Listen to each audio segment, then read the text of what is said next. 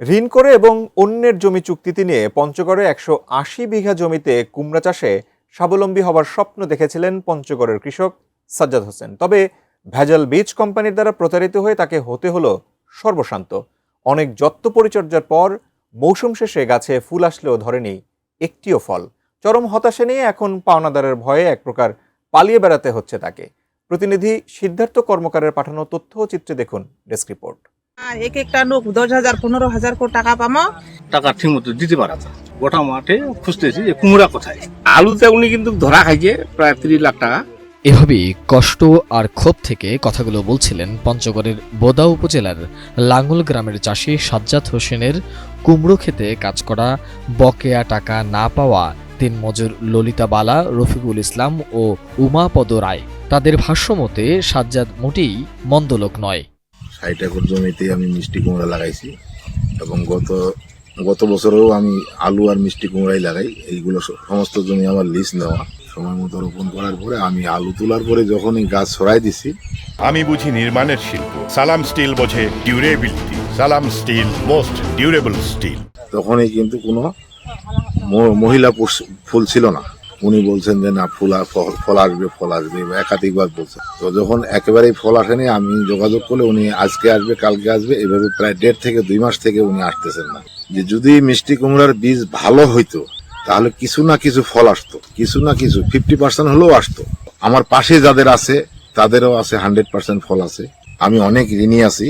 আমি স্থানীয় যাদের কাছে জমি নিছি তাদের কাছে ঋণ আছে, আমার স্থানীয় লেবারদের কাছে আমার ঋণ আছে, বিভিন্ন দোকানে আমার ঋণ আছে।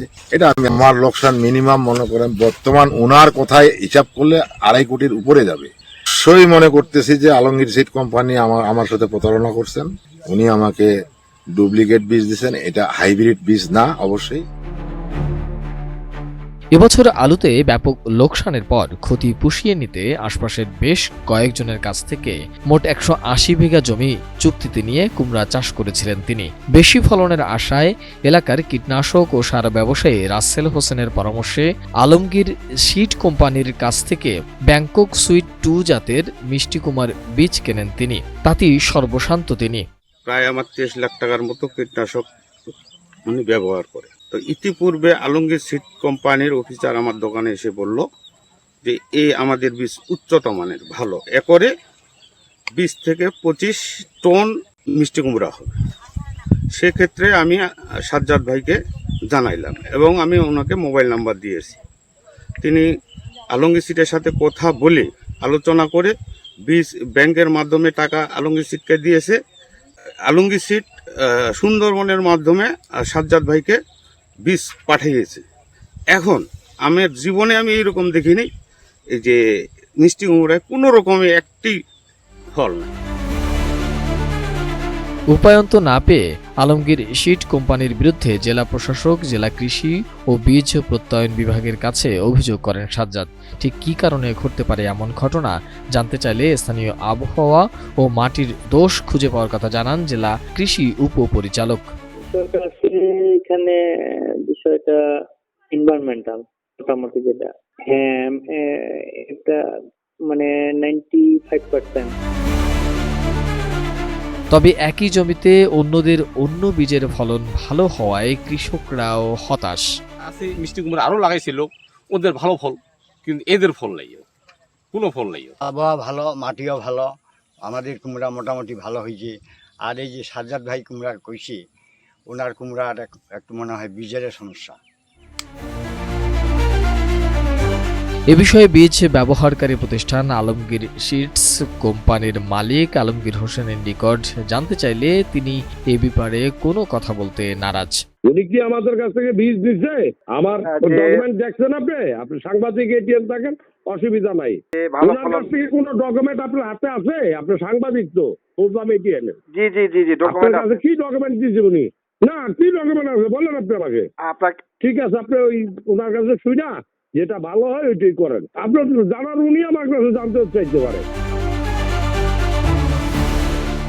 এদিকে সরজমিনে তদন্ত করে বীজ কোম্পানির বিরুদ্ধে ভেজাল বীজ সরবরাহ করে কৃষক সাজ্জাদকে ক্ষতিগ্রস্ত করার সত্যতা পাওয়া গেছে উল্লেখ করে এ বিষয়ে প্রয়োজনীয় ব্যবস্থা নেওয়ার আশ্বাস দিয়েছেন জেলা বীজ প্রত্যয়ন কর্মকর্তা।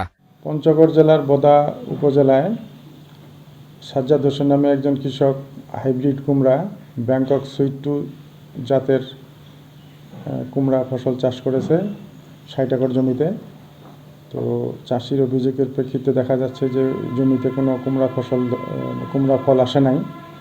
উনি ডিসি মহোদয়ের বরাবরে অভিযোগ করেছেন এবং আমাদেরকে এবং ডিডি মহোদয়কে, কৃষি সম্প্রসারণ অধিদপ্তরের ডিডি মহোদয়কে অনুলিপি দিয়েছেন। তৎপ্রেক্ষিতে আমরা সরজমিনে ডিডি অফিসের প্রতিনিধি, আমরা বীজ উৎপাদন অফিস এবং উপজেলা কৃষি অফিস সরাসরি মাঠে যায় পরিদর্শন করি এবং ঘটনার সত্যতা পাই যে প্রকৃতপক্ষে দেখা যায় যে গাছ প্রচুর হয়েছে কিন্তু গাছে কোনো ফল নাই। এতে কৃষক ব্যাপক আর্থিকভাবে ক্ষতিগ্রস্ত হয়েছে। আমরা বিষয়টি পর্যালোচনা করতেছি, ডিডি অফিসের সাথে সমন্বয় করে পরবর্তীতে কী ব্যবস্থা নেওয়া যায় আমরা বিষয়টা পরবর্তীতে দেখব।